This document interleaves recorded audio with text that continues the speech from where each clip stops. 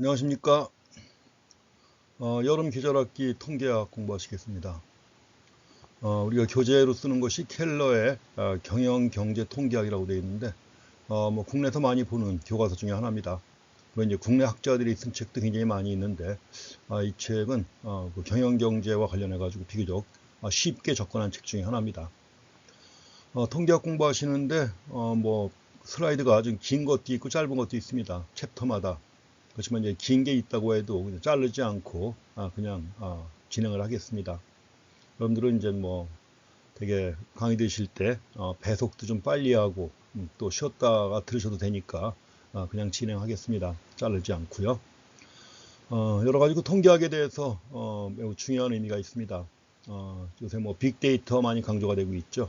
4차 산업혁명 해가지고 많이 강조가 되고 있는데, 아무리 데이터가 많아도 그 데이터를 갖다 정리해가지고 정보로 만들지 않으면 의사결정에 활용할 수가 없습니다.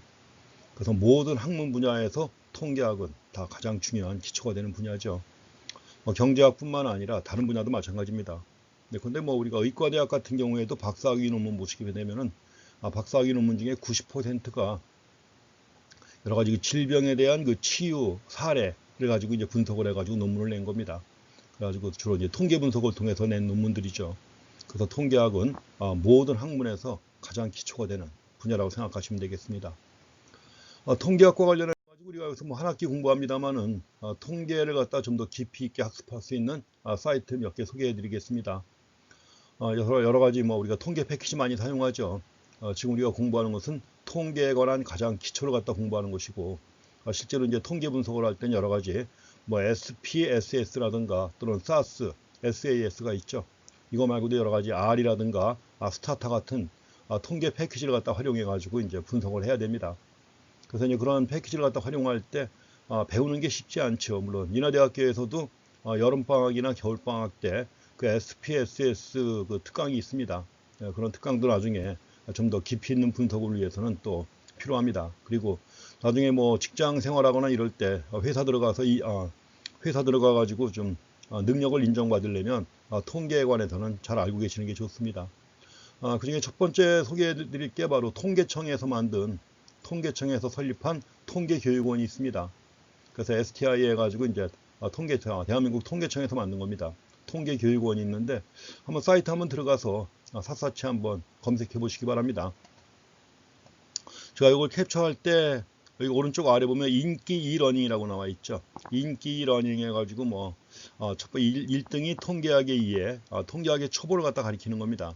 그 다음에 또 여러 가지 이제 나오고, 그 다음에 SPSS에 대한 그 초급 통계 분석도 있고, 요거 말고도 그 사이에 R도 있고 여러 가지가 있는데, 이런 것들 나중에 필요하시면 통계교육원 들어가시면 중요한 건 무료로 공부하실 수 있다는 것입니다. 다른 거 배우려면 다 돈 많이 내야 됩니다. 그렇지만 여기서 이제 무료로 배울 수 있는 것이고 하니까 통계교육원 잘 활용하시면 되겠습니다. 회원 가입하세요. 회원 가입하시면 정기적으로 메일이 옵니다. 자주 오지는 않지만 메일이 오고, 그 메일이 오게 되면 또 여러 가지 그 새로운 교육 기회가 있게 되면 알려주는 겁니다. 그래서 회원 가입한 다음에 활용하시면 되는 그런 사이트입니다. 그래서 통계청 통계교육원 1순위로 추천하고 싶은 그런 내용입니다. 다음에 두 번째는 여러분들도 잘 아시죠? 무크라고 하는 거 아시죠? 미국에 있는 여러 유명한 대학들에서 그 유명한 강의들을 갖다가 대중한테 오픈한 거죠. 그래서 여기 나와 있지만 매시브 오픈 온라인 코스라고 하는 것입니다. 이걸 이제 모방해 가지고 국내에서도 코리아 무크 해 가지고 K 무크라고 만든 겁니다. 요건 이제 교육부 산하에 국가평생교육진흥원이 만든 겁니다. 교육부 산하에 있는 국가평생교육진흥원 해가지고 K무크가 있고, 여기서도 여러 분야에 걸친 강좌가 있습니다. 지금 우리가 공부하는 통계학과 관련해 가지고도 제가 이제 통계를 갖다 이제 검색을 해가지고 나와 있는 걸 갖다가 캡처했는데, 숙명여대 교수 여인권 교수도 꽤 유명한 강의 중에 하나고, 역시 이것도 이제 또 통계학의 1과 2가 꽤 유명한 강의 중에 하나입니다. 그 다음에 기타 서울대학교의 류근관 교수가 하는 것도 있고, 강좌가 굉장히 많습니다. 이거 말고도 좀 더 전문적으로 깊이 있는 강좌도 꽤 많이 있습니다. 여기 들어가시면 인하대학교 교수님들 강의도 많이 있죠. 그런데 특히 경제학과 같은 경우에 장세진 교수님 강의가 여기 K무크에 많이 들어가 있습니다. 그런데 뭐 수리경제학 강의 같은 아주 어려운 강의죠. 그런 것들도 하고 하니까 K무크 들어가서 여러분들이 원하는 강의 들으시면 됩니다. 굉장히 종류가 많습니다. 근데 뭐 바둑을 배우고 싶다? 그럼 들어가서 바둑 검색하시면 바둑 가르치는 또 강의가 있습니다.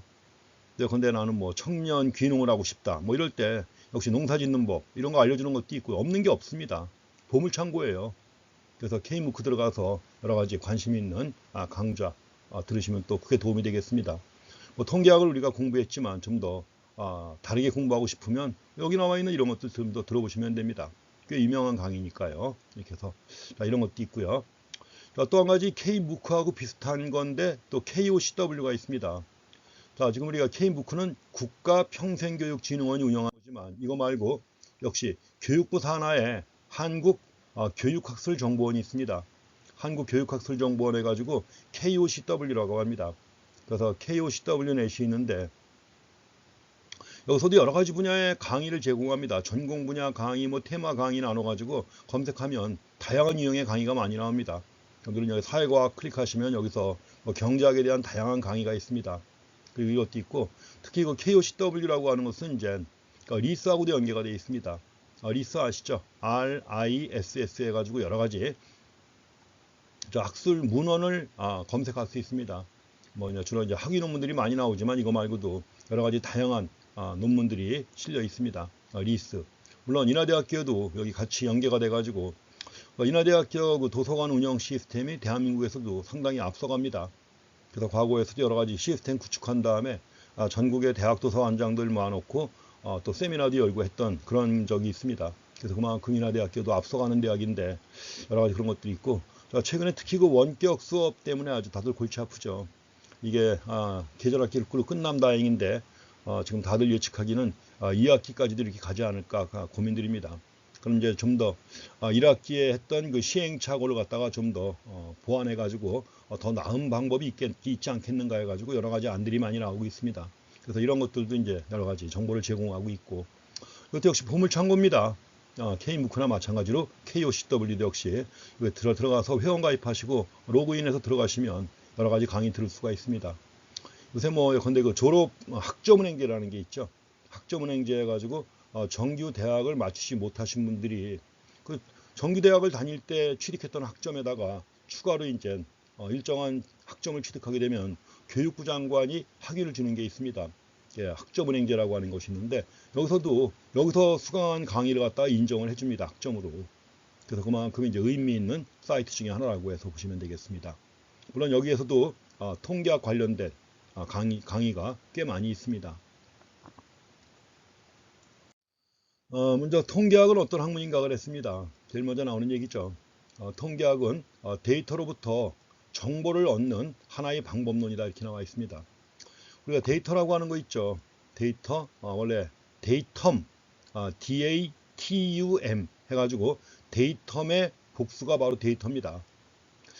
이런 것들 되게 여러분들 영어 공부하실 때 이런 거 잘 안 하죠. 옛날에 많이 했던 건데 그래서 전에 한번 대학원생이 논문을 하나 주고 읽어오라 그랬더니 사전에 안 나오는 단어가 있다고 합니다.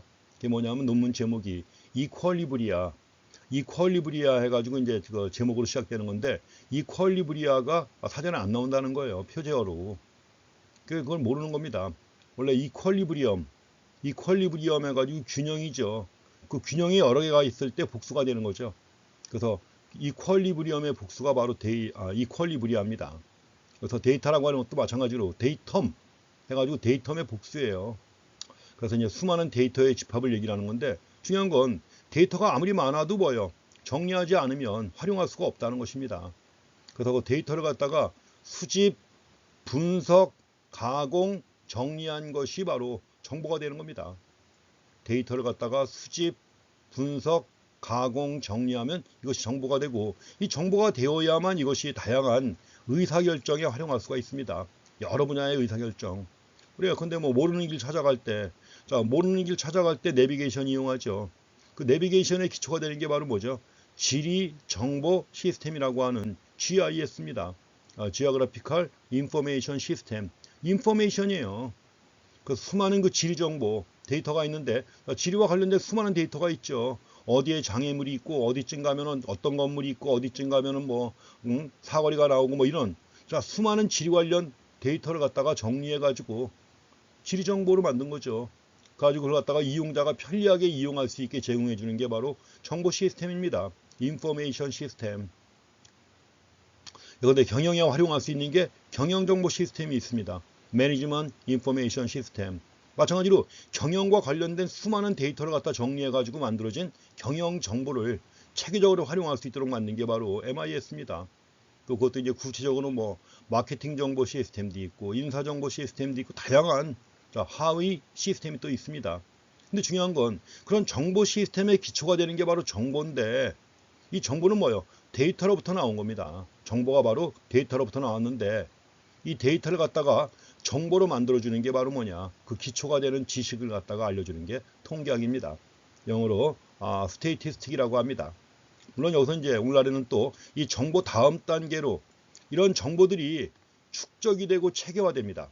정보가 축적되고 체계화돼 가지고 만들어지는 게 뭐냐면 지식이라는 거예요. knowledge라고 하는 지식. 그래서 이제 오늘날에는 그 지식에 기반을 둔 경영 해가지고 지식 경영도 많이 강조가 되고요. 그러한 지식을 얻기 위해서 여러 가지 뭐 집단 지성을 활용할 수도 있고 뭐 그렇지 않습니까? 집단 지성 얘기가 나오는데 이번 1학기 때 그 집단 지성 얘기가 신문에 많이 나왔습니다. 온라인으로 시험을 갖다 보는데 한 사람이 머릿속에 있는 것보다는 여러 사람이 가지고 있는 정보를 갖다가 축약하면 정답이 나오겠죠. 가지고 뭐 집단지성을 활용해 가지고 다 같이 외래에서 700몇 명이 모여 가지고 이제 카톡방에 모여 가지고 답안을 제시했다 하는 것이 많이 나오고 있습니다. 지금 계절학기를 여러분들이 어떻게 하실지 모르겠는데 안 하시는 게 좋습니다. 지금은 이제 다들 표절 검사도 하고 할 겁니다. 물론 이제 시험은 객관식도 있고 계산 문제도 좀 나오고요. 더 골고루 나옵니다. 그러니까 이제 다들 점수에 대해서는 너무 학점에 대해서 신경 쓰지 마시고 여러분들이 그냥 편하게 공부하시고 정리하신 다음에 시험 보시면 절대 평가하기 때문에 성적은 여러분들이 뭐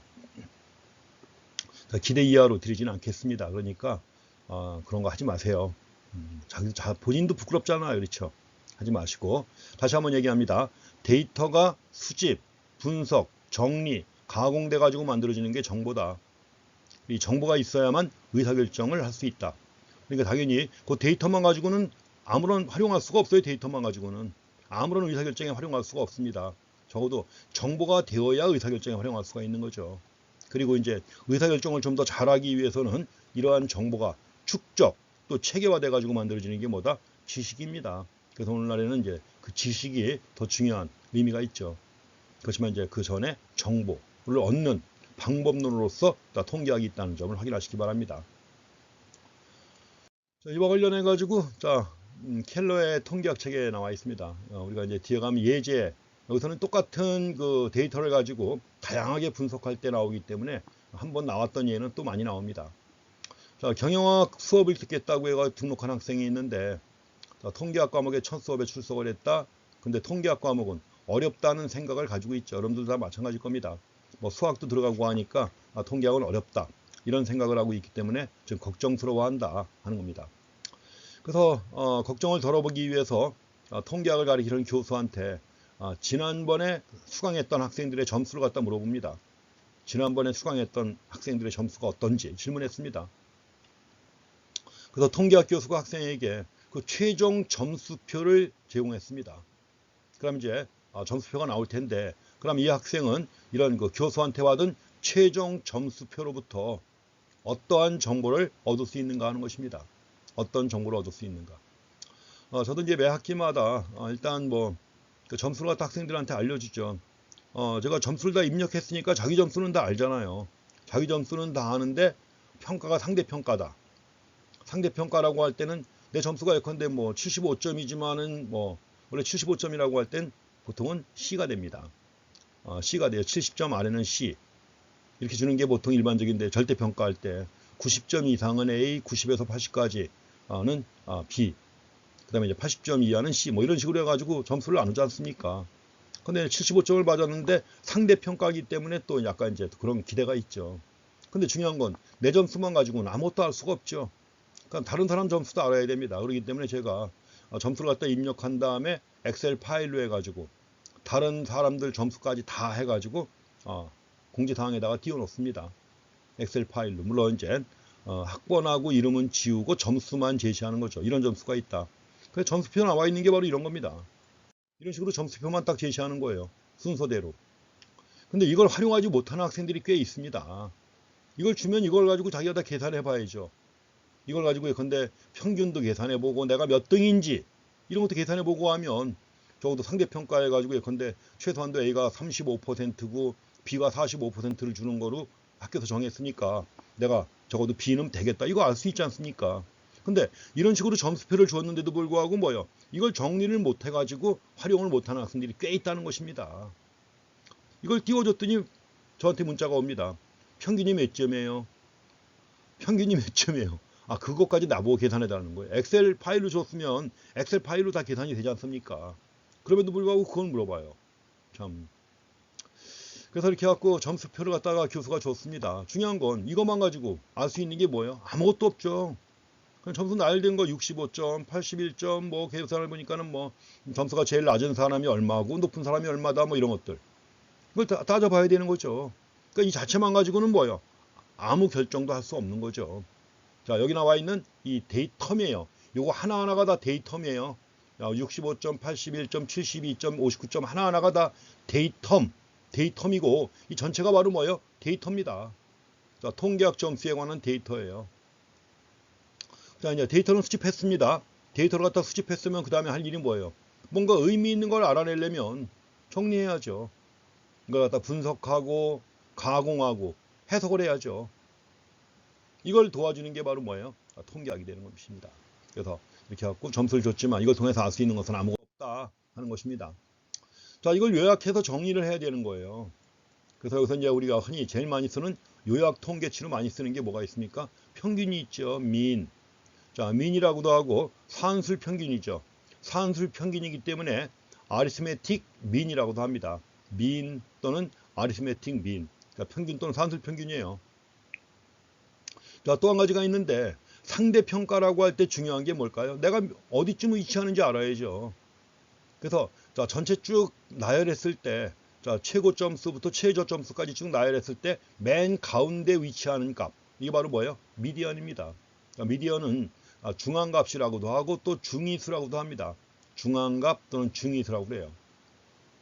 그래서 계산해 보니까 자, 아리스메틱 민 72.67이고 그 다음에 미디언은 정 가운데가 72점이에요. 그러니까 만약에 50등까지 A를 준다 그러면은 내가 72점보다 위에 있으면 A가 받는 거죠.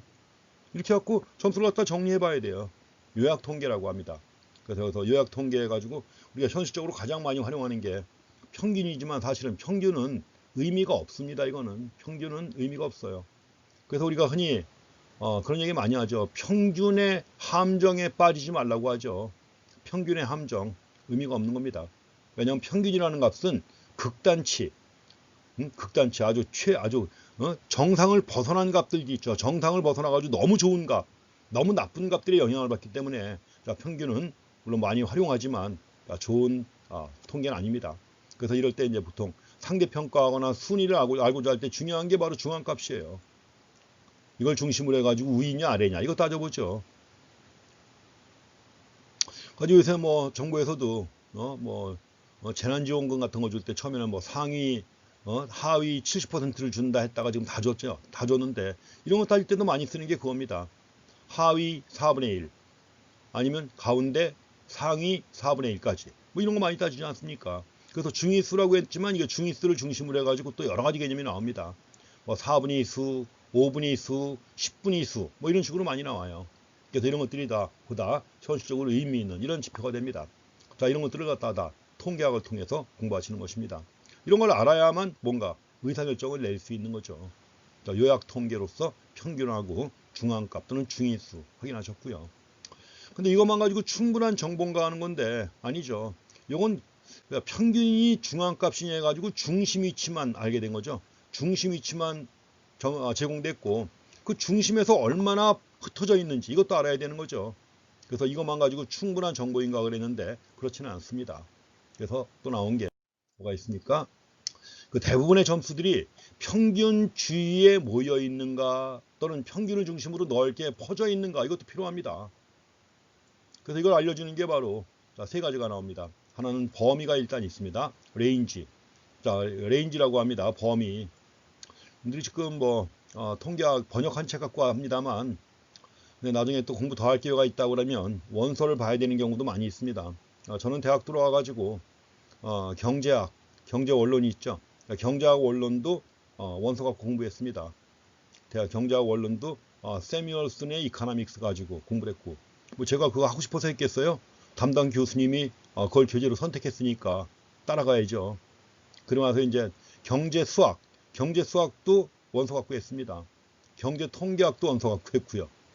그러다가 나중에 이제 미시경제학은 국내 교과서 가지고 하면서 참 신났습니다. 근데 또 거시경제학을 공부하는데 돈 부시, 스탠리하고 돈 부시하고 피셔가 쓴 매크로 이코노믹스 해가지고 또 원서로 공부했습니다. 그리고 그냥 그때는 국내 마땅한 책이 없었기 때문에 원서로 했던 거죠. 그래서 이제 원서 하려면 중요한 게 영어는 어렵지 않죠. 근데 이런 용어들이 이제 알고 지나가야죠. 용어들만 알면 나머지 교과서에 쓰인 영어는 아주 쉬운 영어입니다. 그래서 항상 우리가 평소에 공부할 때 여러 가지 용어들 영어로 가르쳐 갖고 나와 있죠. 그 영어들을 잘 기억해 놓으시면은 나중에 고학년 올라가서 원서 볼 때도 훨씬 더 쉬워집니다. 레인지, 범위라고 합니다. 뭐죠? 최대값 빼기 최소값이에요. 최대값 빼기 최소값. 그래서 여기서 이제 92 빼기 53 해가지고 39가 나옵니다. 범위. 자, 범위가 있고 또 분산이 있습니다. variance라고 합니다. 예, variance라고 하는 분산 아주 많이 쓰는 거예요. 약자로 VAR이라고 하는 약자 많이 있습니다. 자, V라고만 쓰기도 하고요. VAR 또는 V 해가지고 약자로 이렇게 많이 씁니다. variance. 자, variance가 있고 또 루트 베리언스한 값의 중에서 플러스의 값이 있습니다. 그걸 갖다가 우리가 표준 편차라고 그래요. 스탠다드 디비에이션 해가지고 씁니다. 그 스탠다드 디비에이션. 그래서 영어로 약자로 SD라고 하는 약자 씁니다. ST. 그래서 이렇게 해갖고 S 따고 그다음에 D자 따가지고 SD라고 하는 약자 씁니다. 그러니까 표준 편차인데 요거는 분산의 음이 아닌 제곱근이 바로 이제 표준 편차입니다. 자, 지금 나오는 이런 것들은 다 고등학교 때 배우신 거예요. 인문계 꼭 자연계가 아니라고 하더라도 인문계 같은 경우에도 통계 배우지 않습니까? 물론 선택 과목으로 이제 배웠겠지만 저도 이제 고등학교 통계학 교과서 쓸 때 참여한 적이 있습니다. 이제 확률과 통계라고 하는 이런 책을 쓸 때 참여한 적도 있고 또 꽤 오래전이지만 고등학교 사회교과서 이제 경제편 쓸 때도 제가 같이 참여해가지고 쓴 적이 있습니다. 그렇기 때문에 이런 거 고등학교 때 배운다는 거 알고 있습니다. 표준 편차, 스탠다드 디비에이션. 물론 안 배우신 분도 있다는 거 압니다. 그래서 이제 분산의 의미 아닌 제곱근 해가지고 많이 쓰는 거죠. 되게 고등학교 때 선생님들이 반마다 비교 많이 하지 않습니까? 그렇죠. 자기가 담임하고 있는 반 아닌 반 비교해가지고 또 많이 또 성적이 안 좋다. 다른 반에 비해서 성적이 안 좋다 그러면 흔히 얘기하는 말죽거리 잔혹사 같은 거. 옛날에는 지금은 없죠 그런 것들. 지금 있다가는 아마 그 선생님은 아마 쫓겨날 겁니다. 같으면 그냥 한 반 60명을 갖다가 그냥 다 쓸어 패고 운동장 수도 없이 돌리고 가만히 그런 일이 있었는데 그게 다 다른 반보다 못했기 때문에 그런 거죠. 그 다른 반보다 못했다고 했는데 그때는 주로 뭐만 보느냐? 평균만 봅니다. 평균이 다른 반보다 뒤처져 있다. 그러면 이제 다 한마디로 죽는 거죠. 근데 사실 중요한 게 뭡니까? 표준 편차가 중요하죠. 이것도. 왜냐하면 한 반에 성적이 아주 최악인 학생 하나가 있다. 그럼 그 학생 하나 때문에 평균이 팍 떨어집니다. 그럼 적어도 다른 반하고 비교할 때는 그 학생 하나 빼놓고 나머지 가지고 평균을 계산하는 게 더 합리적이죠. 가지고 그 학생 하나는 워낙 그러니까 걔를 빼고 나머지만 가지고 평균을 구해서 다른 반보다 떨어지지 않는다. 그러면 되는 거죠, 그게. 근데 참 옛날에는 선생님들도 참 무식했습니다. 어쨌든 간에 그래서 표준 편차라는 것도 얼마나 평균주의에서 떨어져 있는가 하는 건데 이것들이 가지고 있는 여러 가지 또 통계상의 문제점들 또 살펴보실 겁니다. 범위, 분산, 표준 편차. 물론 이거 말고도 여러 가지가 또 쓰이는 게 있습니다. 그렇지만 대표적으로 그 세 가지가 많이 언급이 됩니다. 그래서 이거 말고도 또 그렇고 예컨대 60점 이하 또는 80점 이상에 얼마나 많은 점수가 존재하느냐. 60점 이하 80점 이상에 얼마나 많은 점수가 존재하느냐. 상대 위치의 척도라고 하는 거예요. 상대 위치의 척도. 또 근데 A, B, C, D 학점의 비율들은 얼마인가 하는 거 이런 것들. 그래서 이제 우리가 이런 것들을 갖다가 자, 이 중심 위치, 그다음에 뭐예요? 그다음에 변동성, 얼마나 중심에서 떨어져 있는가 하는 거, 또 지금 얘기하는 것처럼 이런 것들은 상대 위치죠. 60점 이하 또는 80점 이상, A, B, C, D 비율이 얼마인가 하는 것들이 상대 위치의 척도입니다. 이런 것들도 다 따져봐야 돼요, 같이. 그래서 이제 우리가 하나 이거 그래프 기법으로서 자, 히스토그램이 있습니다. 막대 그래프 비슷하지만 이건 바 차트라고 안 하고 자, 히스토그램이라고 그래요. 바 차트가 아니라 히스토그램. 그래서 이제 히스토그램이 자, 이러한 정보 내지는 기타 정보를 갖다가 제공할 수 있습니다. 그래프 기법의 하나인 히스토그램을 가지고 자, 이런 것들을 알 수 있다. 자, 이게 바로 히스토그램입니다. 자, 경영통계학 점수인데 앞에서 봤던 그 데이터가 있었죠? 그거 가지고 정리한 거예요. 50점대, 50점이 아니라 50점대, 60점대, 70점대 이런 식으로 해가지고 표시한 겁니다. 그래서 이 구간 하나가 뭐예요? 구간 하나가 셀 수 없는 실수 아닙니까? 물론 이제 여기서 점수가 1점 단위로 떨어지기 때문에 여기서 이제 51점부터 59점까지, 60점부터 60점까지, 그 다음에 61점부터 70점까지 뭐 이렇게 해갖고 구간이 아니에요. 이게 가로가 구간이기 때문에 이게 히스토그램이에요. 만약에 가로가 어떤 특정한 값을 갖는다 그러면 이럴 때 그냥 막대 그래프라고 해서 바 차트라고 합니다. 바 차트라고 하는 건데 여기서는 이걸 자, 히스토그램이죠. 그래서 가로축이 이제 다 구간이기 때문에 히스토그램이라고 합니다. 자, 이걸 통해서 판단할 수 있죠. 여기 지금 중간층은 별로 없으면서 80점 이상 꽤 되고 그 다음에 60점 이하도 꽤 되고 이것들 알 수가 있습니다. 그래서 이것만 보더라도 분포를 갖다가 우리가 쉽게 파악할 수 있죠. 그래서 히스토그램이 자, 이런데 필요한 정보를 갖다가 주기도 합니다. 자, 그래서 이렇게 해갖고 지금 우리가 뭐 평균 중심 위치의 척도, 뭐 변동성의 척도 이런 거 계산했는데, 자, 이런 걸 계산해 가지고 정리하는 통계학 분야를 갖다가 기술 통계학이라고 합니다. 자, 기술이라는 말 때문에 오해하시면 안 됩니다. 기술, 테크닉이 아니에요. 테크닉이 아니라 기술한다입니다. 기술한다, 데스크립티브예요. 서술한다 또는 기술한다 이런 말이 있죠. 사실 이 말도 이제 뭐 언어에 여러 가지 혼란이 오기 때문에 좀 더 좋은 용어가 있으면 용어를 좀 이제 바꿔야죠. 지금 뭐 경제학에서 쓰이는 여러 가지 오랫동안 써왔던 용어들도 지금 한자를 안 배우기 때문에 뭐요? 오해하고 이해하지 못하는 경우가 꽤 있습니다. 그러니까 한국경제학회나 이런 데서도 이제 학회 심포지움이 있거나 이럴 때 그 얘기들이 많이 나옵니다. 용어들을 좀 더 쉬운 용어로 바꿔보자 하는 얘기들 많이 나옵니다. 뭐 이미 많이 바뀌었습니다. 그래서 학자들마다 자기가 외국 교과서 번역하거나 이럴 때 좀 더 쉬운 용어들 쓰는 것도 추세 중에 하나입니다. 그렇지만 한자를 안 배우기 때문에 이제 다른 용어들도 다 바꾸는 게 좋다 해가지고 많이 노력들은 하고 있습니다. 그래서도 기술 통계학이라고 할 때 이 말 좀 바꾸는 게 좀 좋은데 마땅한 번역어가 없어요. 이게 데스크립티브. 그래서 어쨌든 간에 영어를 같이 병기하는 겁니다. 기술 통계학 즉 뭐요? 데스크립티브 스테이티스틱스일 겁니다. 이게 뭐냐면 데이터를 자, 편리하고 정보를 나타내는 방식으로 데이터를 정리, 요약, 설명하는 방법 이걸 다루는 게 바로 기술 통계학입니다. 자, 기술 통계학은 보통 이제 고등학교 때 만약에 뭐 통계를 배웠다 그러면 어느 정도는 다 공부하신 거예요. 중학교, 고등학교 넘어오면서 적어도 기술 통계학의 분야는 뭐 수학 시간이나 이런 거 포함해 가지고 어느 정도는 커버하고 오는 겁니다. 가지고 기술 통계학의 한 가지 형태가 바로 데이터를 어떻게 설명해요? 그래프 가지고 설명합니다. 데이터를 갖다가 그래프 가지고 설명하는 방법. 이게 바로 기술 통계학의 한 가지 형태입니다. 그렇지만 그래프도 있지만 또 뭐예요? 좀 전에 봤던 것처럼 평균, 중앙값 또 이런 것들이 있죠. 이런 걸 계산해 가지고 또 표현하는 방법도 있죠. 수치로 나타냅니다. 데이터를 가지고 설명하는데 데이터를 가지고 그래프를 갖다 만들려면 당연히 뭐예요? 일단 그래프를 갖다 만들려면 먼저 수치화해야죠. 수치화한 다음에 그래프를 갖다 이용해야 되는 것입니다. 그렇기 때문에 우리가 자, 수치를 갖다 이용하는 방법 또 그래프를 갖다 이용하는 기법이 있고 그래서 이제 우리가 2장에서 다음 챕터에서 여러 가지 그 그래프 기법들 자, 공부하실 겁니다. 근데 이것들은 다 아시는 거예요. 그래서 그냥 간단하게 지나가겠습니다. 그래서 기술 통계학의 다른 형태가 지금 그래프 기법 봤는데 그래프 기법 말고 또 뭐가 있다 그랬죠? 수치 기법이 있다 그랬죠.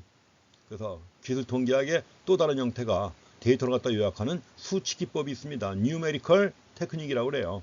Numerical Technique. 가지고 자, 수치 중에 아까도 얘기했지만 제일 많이 쓰는 게 뭐예요? 평균하고 중앙값이죠. 자, mean과 median 두 가지가 바로 데이터의 중심 위치, 데이터의 중심 위치를 나타내기 위해서 널리 사용되는 척도가 바로 평균과 중앙값입니다. 중심 위치. 그래서 데이터의 자, 중심 위치를 나타내는 척도 해가지고 자, 평균과 자, 중앙값이 이용된다. 근데 이거 말고 또 좀 전에 봤지만 범위라든가 레인지, 베리언스, 스탠다드 디비에이션 해가지고 세 가지가 있었죠. 이런 것들은 뭘 나타냅니까? 이런 것들은 바로 자, 변동성이죠. 중심에서 얼마나 흩어져 있는가. 자, 중심에서 얼마나 흩어져 있는가 해가지고 데이터의 변동성을 나타내기 위해서 사용됩니다. 그래서 이제 변동성을 나타내기 위해서 사용되는 자, 수치 기법. 요거는 이제 3장에서 공부하실 것입니다. 그래서 데이터의 그 수치를 통해서 데이터를 정리하는 방법 보실 겁니다. 자, 한 가지 이제 사례가 나옵니다. 왜냐하면 이제 또 한 가지 기술 통계학이 있지만 또 한 가지 그러니까 추론 통계학이라는 게 또 있어요. 그러니까 추론 통계학과 관련해 가지고 여기 나와 있는 사례 보시기 바랍니다. 자, 5만 명의 등록 학생을 가지고 있는 한 대형 대학이 있다. 미국 같은 경우에도 5만 명 정도가 재학한다 그러면 아주 큰 대학입니다. 그런데 뭐 오하이오 주립대학 같은 경우 한 8만 명 되고 아주 큰 대학들. 하버드 이런 데 그렇게 크지는 않습니다. 아주 크지는 않아요. 여러 분야에 걸쳐서 유명하지만.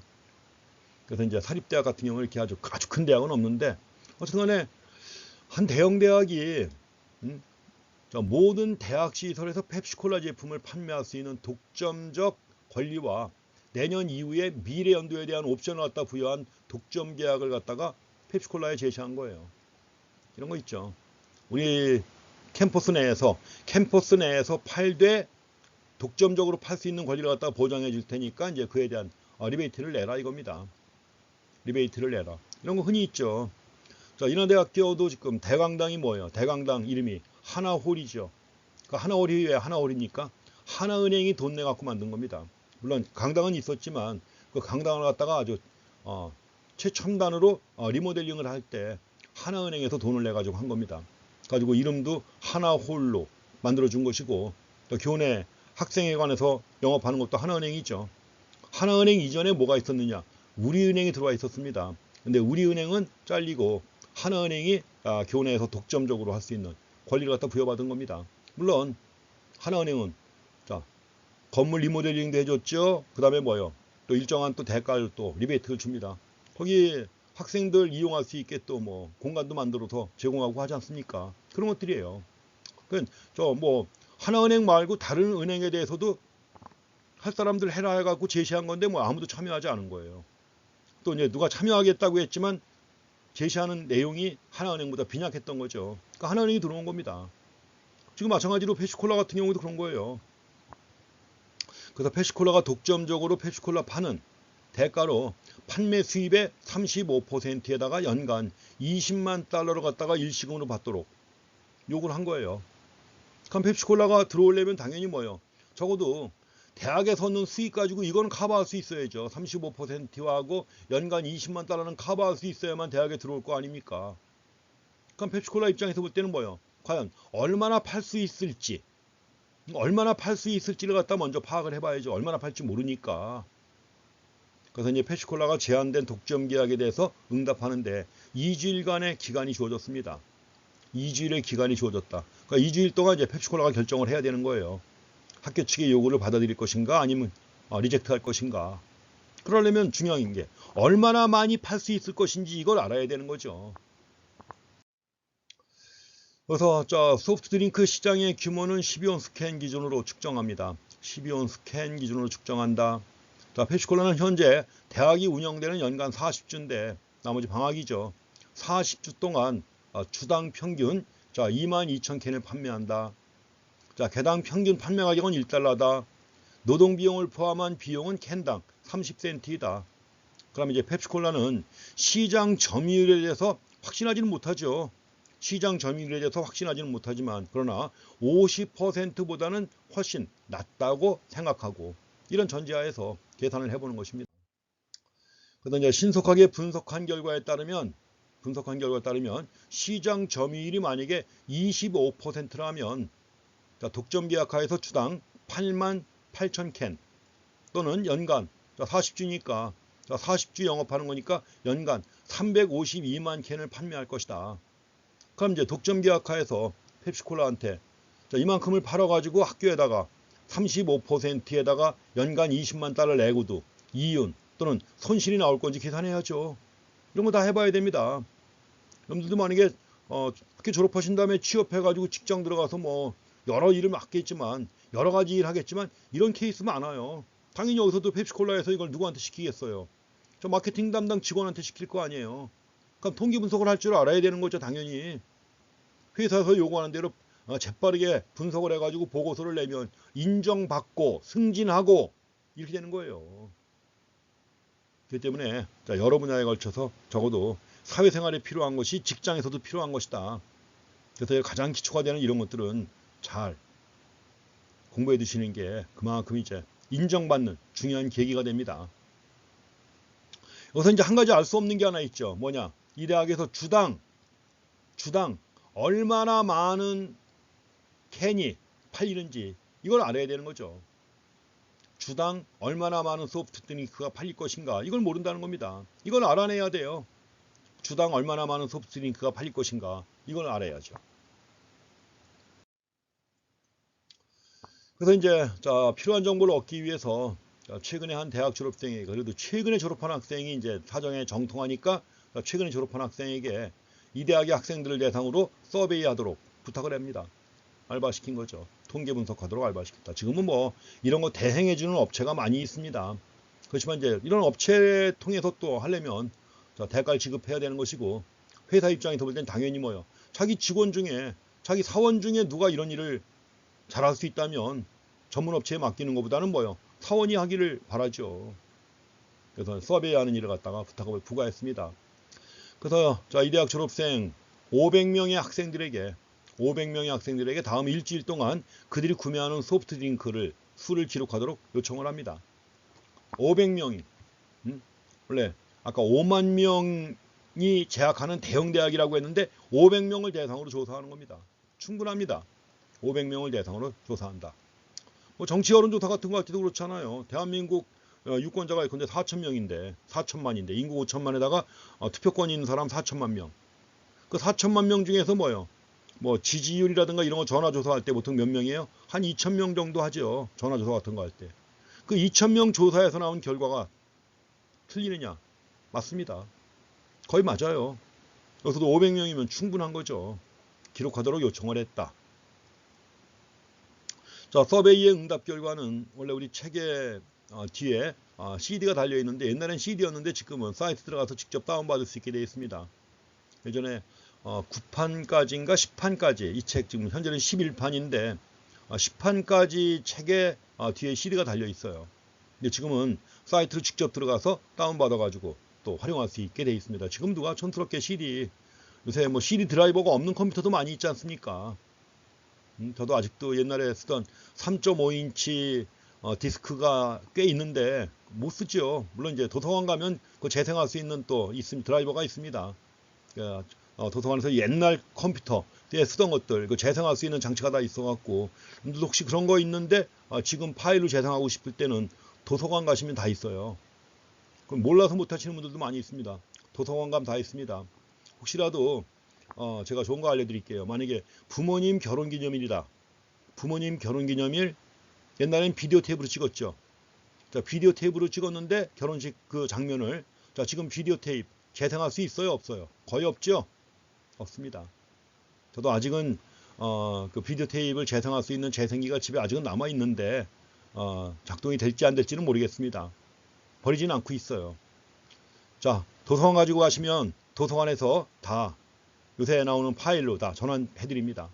있어요. 빌려줘요. 빌려주니까 도서관 가서 요새 나오는 CD에다가 구워 가지고 부모님한테 선물하면 얼마나 좋아하실까요? 그쵸? 그래서 그런 것들이 있으니까 갑자기 생각이 떠올랐네.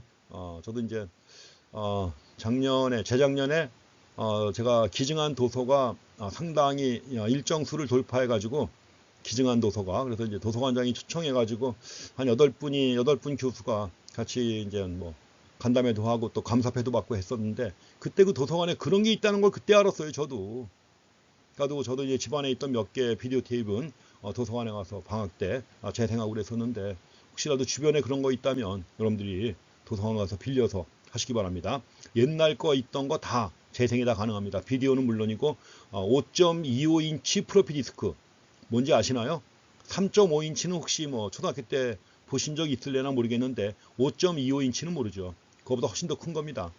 자, 3.5인치보다 훨씬 더 큰 옛날 건데 근데 거기 뭐 중요한 게 기록되어 있다 그러면 당연히 재생하고 싶어 하죠. 전문 업체에 맡기면 됩니다. 그걸 다 해주는 업체들이 있는데 돈 내야죠. 꽤 비싸요, 그것 다. 그러니까 도서관 가면 다 있습니다. 어쨌든 간에 그렇습니다. 자, 이게 추론 통계학입니다. 아까 얘기했던 Descriptive Statistics. 그래서 이제 기술 통계학이고 또 한 가지가 바로 뭐예요? 추론 통계학이에요. 그래서 좀 전에 봤던 그 사례에서 우리가 얻고자 하는 정보가 바로 뭐예요? 독점 계약으로부터 발생하는 연간 이윤의 추정치입니다. 연간 이윤을 모르잖아요. 모르니까 이걸 추정해야 되는 거예요. 독점 계약에서 발생하는 연간 이윤의 추정치를 알고자 합니다. 추정치를 알고자 한다. 그래서 데이터는 이제 표본을 갖다 구성하고 있는 게 500명이죠. 500명의 학생 각각이 일주일 동안에 구매한 캔 수예요. 몇 캔이나 사 먹었냐 이거죠. 가지고 이걸 바탕으로 자, 데이터는 500명이에요. 500명을 대상으로 해서 조사한 거죠. 데이터는 이거지만 알고자 하는 건 뭐예요? 5만 명이 소비하는 게 얼마냐 이걸 알고자 하는 거죠. 그러니까 500명을 대상으로 해가지고 조사한 내용을 가지고 5만 명이 얼마나 소비할 것인지 알아내야 되는 겁니다. 이게 우리가 원하는 정보죠. 원하는 정보. 5만 명이 소비할 캔 수가 몇 개인가 이걸 알아내야 되는 겁니다. 그래서 이걸 알아내고자 하는 통계학의 또 다른 한 분야가 바로 추론 통계학입니다. Inferential Statistics입니다. 아까 봤던 뭐 평균, 산술 평균 구하고 그 다음에 뭐 중앙값 구하고 분산, 표준 편차 이런 거 구하는 건 뭐예요? 기술 통계학이에요. 가지고 이제 그렇게 해서 그런 데이터가 나오면 그걸 가지고 뭐예요? 그래프도 그리는 거죠. 기술 통계학입니다. 근데 여기서는 뭐예요? 전체 일부에 해당하는 표본을 가지고 전체를 알고자 하는 거예요. 자, 이런 걸 갖다가 하는 통계학의 분야를 갖다가 우리는 추론 통계학이라고 합니다. Inferential Statistics. 추론 통계학. 그래서 추론 통계학이라고 할 때는 표본 데이터에 기초해서 표본 데이터 아까 500명이에요. 500명이 일주일 동안 얼마나 구매하느냐 이거죠. 자, 표본 데이터에 기초해가지고 모집단은 아까 5만 명이에요. 대형 대학 해가지고 재학생이 5만 명이라고 그랬죠. 5만 명이 모집단이고 표본 데이터는 500개입니다. 그래서 표본 데이터에 기초해가지고 모집단의 특성에 관한 결론을 갖다 얻거나 자, 모집단의 특성 가지고 이제 뭐 이걸 이제 뒤에 가면 나옵니다. 모수라고 그래요. 모집단의 특성을 모수라고 해가지고 자, 모집단의 평균, 모집단의 중앙값, 모집단의 표준 편차 이런 것들 얘기하는 겁니다. 자, 이에 대한 결론을 얻거나 추론하는 거예요. 추론 하기 위해서 사용되는 통계 방법론이 뭐다? 추론 통계학입니다. Inferential Statistics입니다. 그래서 여기서 모집단은 뭐예요? 5만 명 학생이 모집단입니다. 근데 5만 명을 대상으로 만약에 다 조사한다. 흔히 5만 명을 대상으로 다 조사할 때 이런 걸 흔히 뭐라 그래요? 전수조사라고 하죠. 전수조사. 토탈 서베이입니다. 근데 5만 명을 대상으로 조사하려면 돈도 많이 들겠죠. 알바비 얼마나 많이 나갈까? 알바 시켜서 동원해가지고 하려면 알바비 엄청 나가겠죠. 시간도 많이 걸리겠죠. 이겁니다. 그래서 모집단을 다 조사할 때 전수조사라고 하는 건데 전수조사하는 경우에는 뭐예요? 비용도 많이 들고 시간도 많이 걸린다 이겁니다. 그러니까 추론 통계 기법이 이런 것을 하지 않도록 해줍니다. 자, 추론 통계 기법이 이렇게 많은 시간이 걸리고 많은 비용이 드는 이러한 일을 하지 않도록 만들어주는 게 바로 추론 통계 기법이다.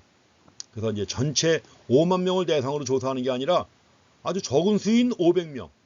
자, 표본 크기가 500이에요. 그래서 500명을 표본 추출한 다음에 자, 표본 데이터로부터 전체 학생인 5만 명이 소비하는 소프트 드링크의 수를 추론합니다.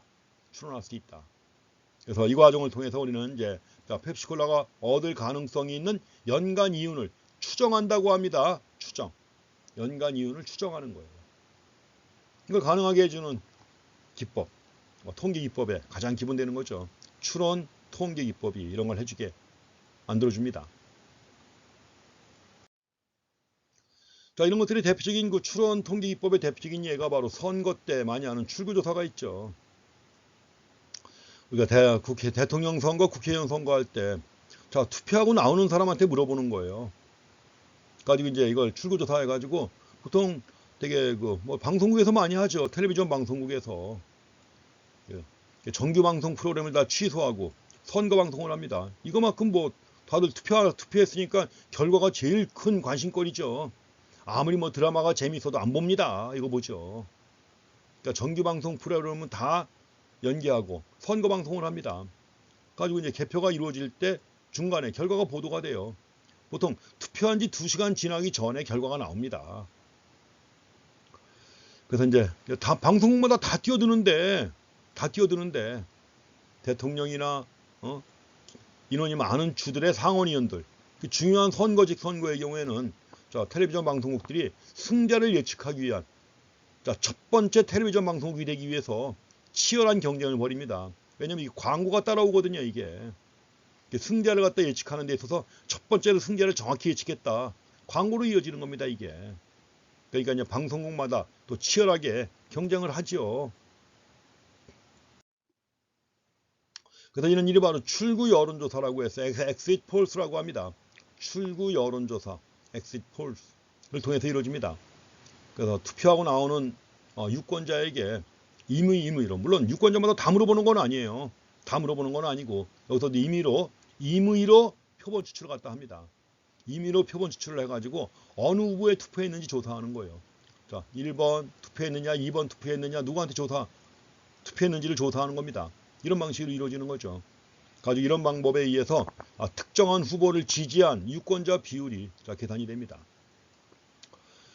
그래서 여기서 이제 선두 후보가 승리하기 위해서 충분한 투표수를 확보할 것이라고 추론할 수 있는 충분한 증거가 존재하는지를 결정하는 거예요. 이거 중요한 말입니다. 앞으로 계속 많이 나올 거예요. 자, 선두 후보가 승리하기 위해서 충분한 투표수를 확보할 것이라고 추론할 수 있는 그렇게 추론할 수 있는 충분한 증거가 존재하는지를 결정하는 거예요. 왜냐하면 어차피 추론하는 것이기 때문에 지금 100% 확실한 건 아니잖아요. 100% 확실한 건 아니기 때문에 뭐요? 자, 승리할 것이라고 추론할 수 있는 충분한 증거가 존재하는지 이걸 알고자 하는 겁니다. 이걸 알기 위해서 바로 자, 추론 통계 기법이 적용되는 거죠.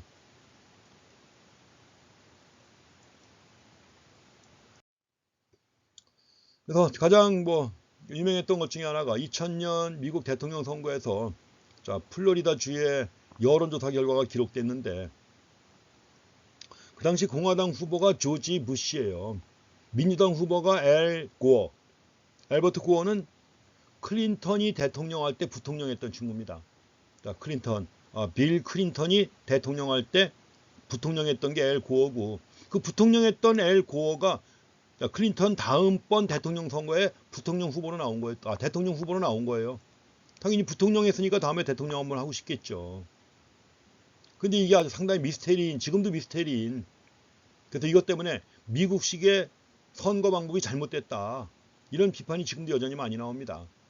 그래서 이제 미국 같은 경우엔 선거인단이라고 해가지고 어느 한 주에서 물론 주마다 인구에 비례해가지고 선거인단 수가 다 달라요. 선거인단 수가 다른데 만약에 어떤 특정한 주에서 개표를 해봤더니 1번 후보가 과반수였다. 그러면 선거인단 인원수 있죠. 전부 다 1번 후보 찍어야 되는 거예요. 대통령 후보 투표할 때. 그러니까 만약에 인구가 많은 주 같으면 선거인단이 많죠. 그런 주에서 승리하게 되면 대세가 기울어지는 겁니다. 그래서 이제 유권자들의 투표 이거 자체는 이제 결국 중요한 게 아니죠. 나중에 결국 선거인단은 얼마나 많이 쓸어가느냐 하는 겁니다. 그래서 부시 또는 고의 지지투표를 한 765명의 유권자에 대한 출구 여론조사가 결과가 기록되었다. 사실 이거 의미 없는 얘기입니다. 선거인단이 결국 결정하는 것이기 때문에. 그래서 여기서도 이제 텔레비전 방송국의 분석가들이 다 몰려있죠. 출구 여론조사 결과로부터 부시가, 물론 여기서 결과는 부시가 이긴 건데, 부시가 이겼지만 전체 투표한 수로 봤을 때는 오히려 고어가 더 많았습니다. 그러니까 유권자가 고어에 투표한 수를 보게 되면 그건 고어가 더 많았지만, 그러나 뭐예요? 선거인단 수가 작은 작은 주에서 고어가 표를 많이 얻은 거예요.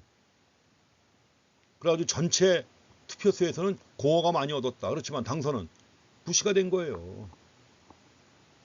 어쨌든 간에 결과는 그렇게 나왔던 건데, 이에 대한 출구 여론조사에서 나온 얘기입니다. 그래서 출구 여론조사 결과로부터 부시가 플로리다 주에서, 이제 한 주만 갖고 얘기하는 겁니다. 지금 플로리다 주 하나만 갖고 얘기하는 거예요. 그래서 플로리다 주에서 승리할 것이라고 결론 내릴 수 있는지를 갖다 알기 원한다. 이겁니다. 이럴 때 통계적 추론을 갖다 이용해야죠. 투표한 사람 다 조사할 수 없으니까 뭐예요? 일부만 조사해가지고 765명으로 조사하는 겁니다. 조사해가지고 자, 거기 플로리다도 유권자가 500만 명인데 500만 명이 누구를 갖다 지지하는지 알기 원하는 거죠. 그래서 우리가 알기 원하는 모집단의 특성은 결국 뭐예요? 부시의 지지투표를 한 총 유권자 비율이 얼마냐 하는 겁니다. 자, 특히 총 유권자의 50% 이상, 과반수 아닙니까? 과반수 이상이면 당연히 부시가 이기는 거죠, 여기서. 그래서 총 유권자의 50% 이상이 부시에게 지지투표를 했는지 알기 원한다. 물론 여기서 총 유권자라고 할 때는 공화당 후보나 민주당 후보의 지지투표를 한 유권자들로만 구성이 되는 겁니다. 총 유권자는. 그래서 그 중에 50% 이상이 과연 부시의 지지투표를 했는가 알기 원하는 겁니다. 근데 투표한 500명 다한테 물어봐요? 아니죠. 일부만 가지고 추론하는 거기 때문에 100% 확실성이 있어요? 없어요? 없죠. 당연히 100%의 확실성은 없습니다. 그래서 우리가 모집단 크기의 일부인 표본으로부터 이러한 일을 갖다 많이 한다. 이럴 때는 당연히 일정한 비율만큼만 정확한 추론이 얻어질 수 있습니다. 일정한 비율만큼만 정확한 추론이 얻어질 수 있다. 이거 주의하셔야 됩니다. 일정한 비율만큼만 정확한 추론이 얻어질 수 있다. 그래서 그 정확한 추론의 범위를 갖다가 통계 전문가들은 일반적으로 이 비율을 90%와 99% 사이로 통제할 수 있습니다. 통제할 수 있다. 통계 전문가들이 통제할 수 있죠. 자, 99%. 자, 여론조사 결과 발표할 때도 나오잖아요. 그렇죠. 여론조사 결과할 때는 뭐 90%인지 95%인지 얼마큼의 신뢰 수준이라고 나오죠. 이게 신뢰 수준이라는 거예요. 신뢰할 수 있는 신뢰 수준. 그래서 자, 이런 비율을 90%와 95% 사이로 통제할 수 있다는 거 봐주시기 바랍니다.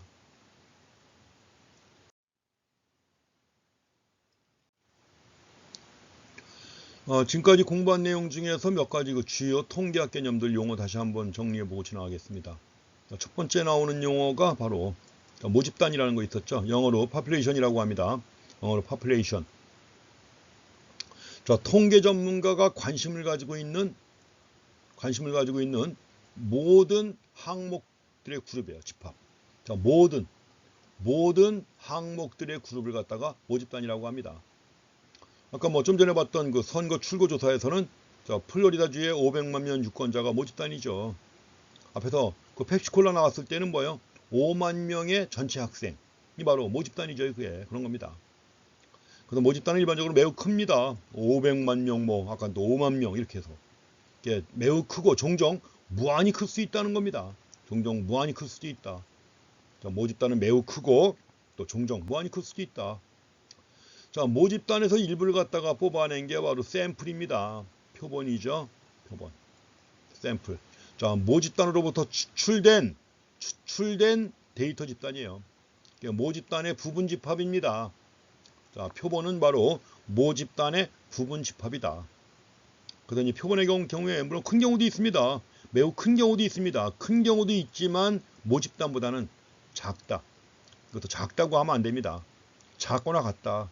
왜냐면 전수조사하는 경우에는 결국 뭐예요? 모집단 이퀄 표본이에요. 모집단 이퀄 표본이기 때문에 모집단과 표본은 같을 수도 있습니다.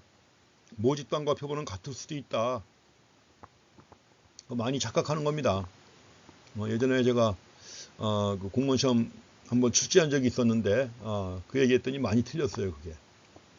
그래서 모집단과 표본이 같을 수도 있습니다. 같을 수도 있다. 그렇지만 일반적으로는 작다 이거죠. 그래서 아까 출구 여론조사 같은 경우에는 765명의 유권자, 이게 바로 표본이 되는 것이죠. 여기서 이제 모집단의 특성을 또 계산해야 되잖아요. 모집단의 특성. 그래서 우리가 이제 파퓰레이션의 특성을 나타내는 기술적인 척도가 있는데, 자, 파퓰레이션의 특성을 나타내는 기술적인 척도를 갖다가 모수라고 합니다.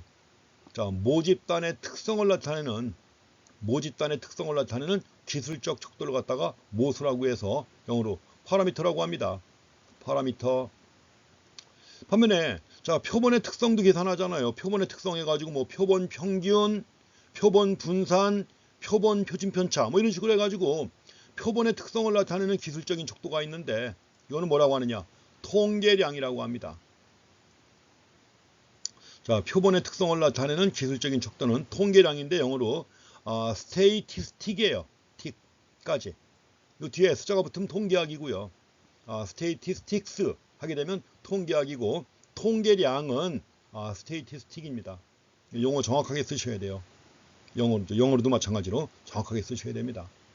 자, 모집단의 특성을 나타내는 기술적인 척도는 모수다. 표본의 특성을 나타내는 기술적인 척도는 통계량이다 하는 거. 그렇게 해서 하나 봐주시고요. 그래서 지금까지 우리가 봤던 게 그겁니다. 자, 파퓰레이션 모집단이에요. 자, 샘플, 아이고, 깨졌네요. 샘플은 뭐예요? 샘플은 표본이죠. 가지고 이 모집단의 부분 집합이 바로 샘플입니다. 이럴 때, 자, 모집단의 특성을 나타내는 게 바로 뭐다? 파라미터입니다. 모수. 반면에 샘플의 특성을 나타내는 게 바로 뭐예요? 통계량, 스테이티스틱입니다. 그래서 모집단은 자, 모집단의 특성인 모수를 가지고 있고 표본은 표본의 특성인 통계량 등을 가지고 있습니다. 이런 흐름 이제 다시 한번 또 정리해 보시고요. 자, 이제 그 기술 통계학에 대해서 나와 있습니다. 물론 이제 구체적인 내용은 2장과 3장에서 공부합니다. 그래서 기술 통계학 좀 전에 얘기한 것처럼 데이터의 특성을 자, 이해하기 쉽게 데이터를 조직하고 요약하고 제시하는 방법이에요. 데이터의 특성을 이해하기 쉽게 데이터를 조직, 요약, 제시하는 방법입니다. 자, 크게 두 가지 기법이 이용됩니다. 그래프 기법하고 또 한 가지 수치 기법이 이용됩니다. 자, 그래프 기법은 2장에서 수치 기법은 3장에서 볼 겁니다. 그럼 이제 여기서 사용되는 기법이 자, 우리가 추출하기 원하는 정보가 무엇인가에 따라 결정되는 겁니다. 추출하기 원하는 정보가 무엇인가? 뭐 대표적인 게 중심 위치의 척도도 있고 또 중심 위치의 척도, 변동성의 척도, 또 한 가지 아까 얘기했지만 뭐 상대 위치의 척도도 있죠. 물론 이제 넓게는 상대 위치의 척도도 중심 위치의 척도를 포함하는 개념으로 보시면 돼요. 그렇지만 이제 크게 중심 위치의 척도, 변동성의 척도, 또 상대 위치의 척도 이런 것들입니다. 그래서 자, 기술 통계학이라는 게 기술 통계학이 바로 자, 이런 질문에 답을 제공하는데 도움을 주는 것이다. 자, 다음에 두 번째가 이제 중요한 게 통계학의 꽃이라고 하는 추론 통계학이에요. 그래서 우리가 기술 통계학은 분석되는 데이터를 설명해 주거나 데이터를 설명해 주죠. 자, 분석되는 데이터를 설명해 준다. 데이터를. 그렇지만 기술 통계학은 모집단에 관한 결론, 자, 모집단에 관한 결론을 내리거나 추론할 수는 없죠. 그래서 통계학의 또 다른 분야인 추론 통계학이 필요한 것입니다. 추론 통계학이 필요하다. 그래서 추론 통계학도 이제 다양한 방법을 가지고 있습니다. 다양한 방법을 가지고 있는데 가장 기본적으로 얘기한다면 표본 데이터죠. 자, 추론 통계학은 가장 단순하게 얘기한다면 표본 데이터에 기초해 가지고 모집단의 특성에 관한 결론, 모집단의 특성에 관한 결론을 내리거나 추론하기 위해서 사용되는 게 바로 추론 통계학입니다. 자, 표본 데이터에 기초해 가지고 모집단의 특성에 관한 결론을 내리거나 추론하기 위해서 사용된다는 거. 이게 추론 통계학입니다. 그래서 기술 통계학과의 차이점, 추론 통계학과 기술 통계학의 차이점 명확하게 확인하시기 바랍니다. 그래서 이렇게 우리가 추론 통계학에서 사용하는 과정을 통계적 추론이라고 그래요. 통계적 추론. 이제 거꾸로입니다. 거꾸로죠. 앞에서는 우리가 자, 파퓰레이션에서 샘플을 갖다가 뽑아가지고 추출해가지고 자, 파퓰레이션의 특성인 자, 파라미터도 구하고 그 다음에 샘플에서 스태티스틱 구했었죠. 근데 지금 자, 통계적 추론은 뭐냐 이겁니다. 자, 이거 샘플. 자, 샘플을 추출해가지고 여기서 계산된 스태티스틱 이걸 가지고 모수를 갖다가 알고자 하는 거예요. 자, 스태티스틱에 기초해가지고 이걸 바탕으로 해가지고 뭐예요? 모수에 대해서 알고자 하는 것입니다. 모수에 대해서 알고자 하는 것. 이게 바로 뭐예요? 통계적 추론이라고 그래요. 이런 과정을 statistical inference 해가지고 이런 과정을 통계적 추론이라고 합니다. 이게 통계학의 꽃이죠. 한 부분만 분석해가지고 한 부분을 분석해가지고 전체 모습을 알고자 하는 거 아니에요. 이게 통계학의 꽃입니다. 통계적 추론. 그래서 표본의 통계량에 기초해가지고 자, 모집단의 모수에 관해서 자, 무엇을 추론할 수 있는가 하는 거죠. 자, 표본의 통계량에 기초해가지고 모집단의 모수에 관해서 뭘 추론할 수 있는가. 자, 그래서 이제 우리가 자, 모수에 관한 추론을 하기 위해서 뭘 사용한다? 모수를 추론하기 위해서 뭘 사용해요? 통계량이 사용된다. 스태티스틱이 사용된다. 그리고 자, 표본 데이터에 기초해 가지고 자, 모집단에 관한 추정, 예측, 결론을 얻을 수가 있습니다. 자, 표본 데이터를 가지고 모집단에 관한 추정, 예측, 결론을 얻을 수 있다. 이게 통계적 추론인데. 자, 통계적 추론할 때 이제 두 가지가 쓰입니다. 두 가지 방법이에요. 통계적 추론할 때 두 가지 방법. 하나는 뭐가 있느냐? 자, 추정이 있습니다. 추정, 에스티메이션이 있어요. 또 한 가지가 가설 검정이 있습니다. 우리가 실제로 그 통계하기 중요한 게 그렇잖아요. 가설을 세운 다음에 가설이 맞는가 틀리는가 확인하려면은 가설이 맞는가 틀린가 확인하려면 데이터 수집해가지고 데이터를 가지고 가설 검정을 해야죠. 검정 결과 true다 그러면 이제 더 이상 가설이 아니죠. 가설이 아니라 이제 결론이 되는 것이고 이게 이론이 되는 거죠. 만약에 false가 나왔으면 가설을 바꾸든지 버리든지 해야 되는 거죠. 맞지 않으니까. 그래서 통계적 추론에 두 가지 방법 해가지고 추정과 가설 검정을 사용합니다.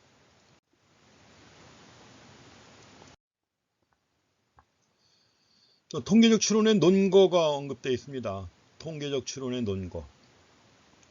우리가 앞에서 말씀드린 것처럼 모집단이 매우 큰 경우, 모집단이 매우 큰 경우에는 전수조사라고 했죠. 모든 구성원 각각을 조사하는 게 전수조사인데 그 전수조사가 가능하지도 않을 뿐더러 가능하다고 해도 비용이 엄청 많이 듭니다. 가능하지 않을 뿐더러 가능하다고 해도 비용이 엄청 많이 들어요. 자, 지금 우리가 국가통계의 경우에도 국가통계의 경우에도 자, 총주택조사라든가 사업체조사라든가 총인구조사 같은 것들이 있죠. 5년에 한 번 또는 10년에 한 번은 하죠. 5년에 한 번 또는 10년에 한 번씩 합니다. 이게 전체 가구, 전체 사업체 다 조사하는 거예요. 그걸 왜 매년 하지 않고 5년 내지 10년마다 한 번씩 하느냐. 이유가 그겁니다. 비용이 엄청나게 많이 들죠. 전국의 조사위원들 엄청 많이 들어갑니다. 조사하는 것도 시간이 엄청 많이 걸려요. 그 조사한 결과를 가지고 분석하는 것도 시간이 엄청 걸리고요. 그러니까 매번 할 수 없는 거죠. 그러니까 일단 그렇게 조사한 다음에 이제 트렌드는 알아놨죠. 트렌드를 알았으니까 이걸 바탕으로 해가지고 매년의 인구, 가구수, 사업체 이런 것들을 갖다가 추정하는 거죠. 물론 추정 결과 아주 정확합니다. 그만큼 통계 기법이 발달해 있기 때문에 추정 결과가 정확한 거예요. 그래서 전수조사하는 경우에는 그만큼 비용이 많이 든다. 그렇지만 지금처럼 표본조사하는 경우 표본을 추출한 다음에 표본으로부터 모집단에 관한 추정치를 구하는 거죠. 모집단에 관한 추정치를 갖다 구하는 것이 더 쉬울 뿐만 아니라 비용도 덜 든다. 자, 쉽고 비용이 덜 든다. 그리고 결과도 정확해요.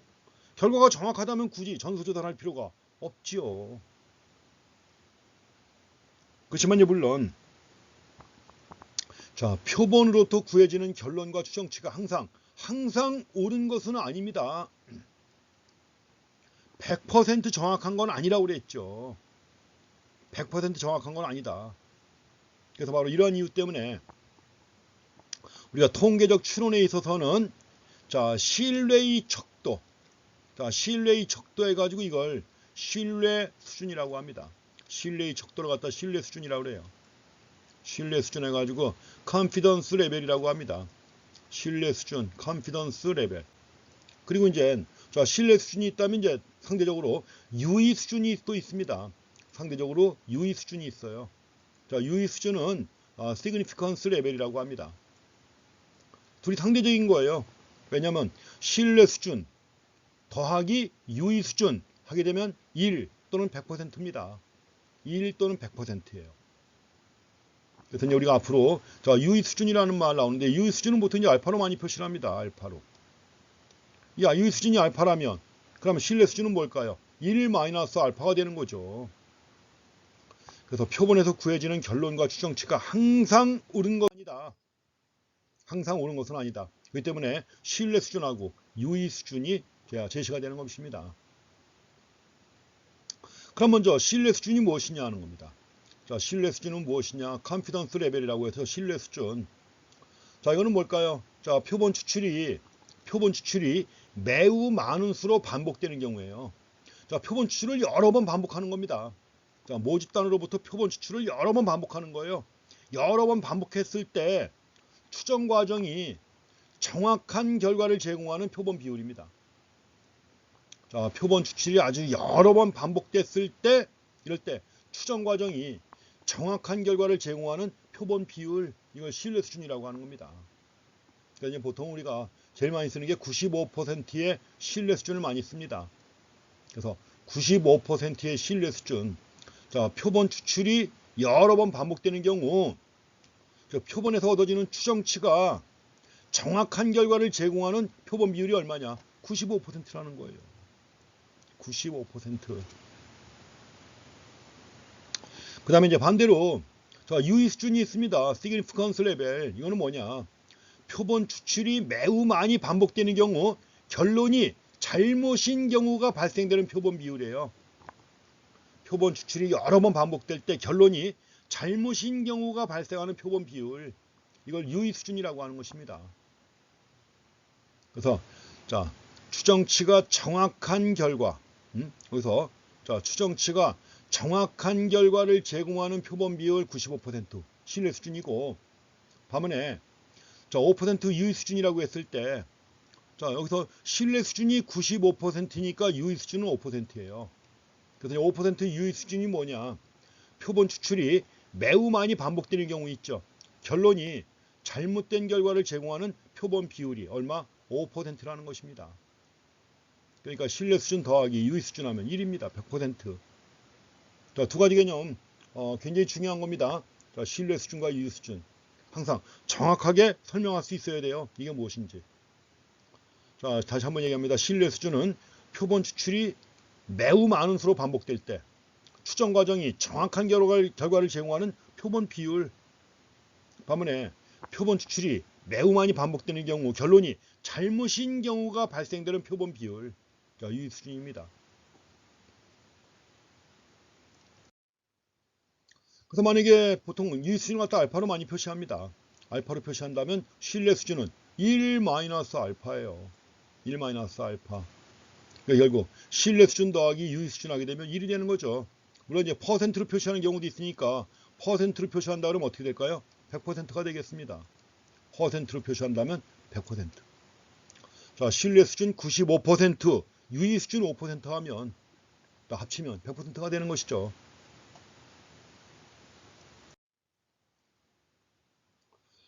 자, 이렇게 해서 보통 그 여론조사 데이터 같은 거 발표할 때 뉴스에서 이거 항상 제시합니다. 우리나라 경우도 지금 다 제시하죠.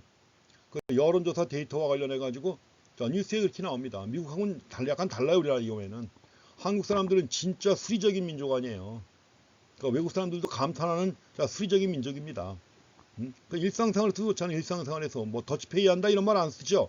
n분의 1. n분의 1. 그러니까 한국 사람들의 특성입니다. 이게 굉장히 수리적인 민족으로 알고 있어요. 그래서 여기서 만약에 이 여론조사는 표본 오차가 3.4%포인트이다. 이 말도 정확하게 쓰셔야 됩니다. 그냥 3.4%이다 쓰면 안 되는 거예요. 이 말 집어넣어야 돼요. 3.4%포인트이다. 이렇게 써야 되는 겁니다. 또는 이 여론조사는 3.4포인트 내에서 20번 중 19번에서 정확한 것으로 여겨진다. 이런 식으로. 자, 20번 중 19번에서 정확한 것으로 여겨진다 하면은 신뢰 수준이 얼마라는 얘기예요? 95%라는 것이죠. 그리고 신뢰 수준이 95%라면 유의 수준은 5%가 되는 것입니다. 자, 여기까지 해가지고 우리가 통계학의 개요 정리해봤습니다. 자, 크게 기술 통계학과 추론 통계학이 있다는 거.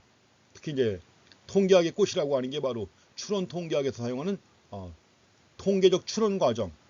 그걸 갖다 공부하셔야 되는 것이고, 이제 2장에서는 2장과 3장에서 바로 기술 통계학 공부합니다.